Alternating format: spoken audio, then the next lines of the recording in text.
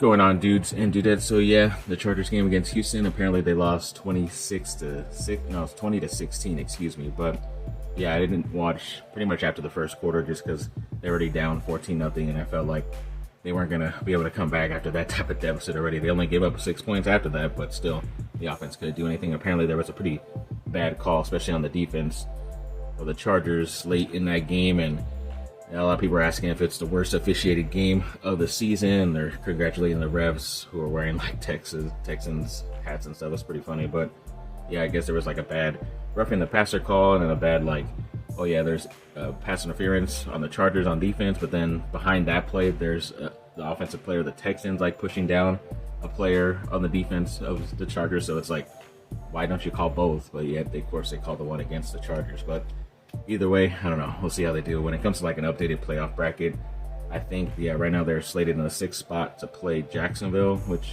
kind of sucks because they already lost to them big time. Their game hasn't officially been announced for Sunday, January 4th at Denver. I know Justin Herbert will not be playing in that game, so probably a lot of other players won't be playing as well to rest up for the playoffs. So that's most likely going to be another loss. We'll see where they end up in the final playoff bracket. And Drew Brees was actually a 2026 Pro Football Hall of Fame finalist, which is pretty cool. So ex-Charger. The Chargers believe Keenan Allen would like to return for another season. I'm cool with that as long as it's like on a good contract and not up to the $8 million like how he had this year. It's a little bit too much, in my opinion. Recently, the Dallas Cowboys let go of their top cornerback, Trevon Diggs. I guess they're just tired of him not playing, or I don't know. It's kind of weird to just do it right now and eat all that money. So maybe the Chargers can pick him up. But apparently, they'll have like $100+ million in cap space this offseason. I know that's tough because they're going to have to re-sign a bunch of their guys, so more than half of that will be gone. So we'll see how much they have left. Going through another more draft prospects that I like for them, and kind of after this video, I'll probably stop and wait till draft season to bring all these guys up again, unless there's like a big notable name that comes out. So like LT Overton, he's one of those top defensive linemen from Alabama. Wes Weeks, an LSU linebacker. Carson Sharar, an Iowa linebacker. Jackie Marshall, a Baylor interior defensive lineman. Diego Pounds, Ole Miss offensive lineman. DeMonte Capehart, a Clemson defensive tackle.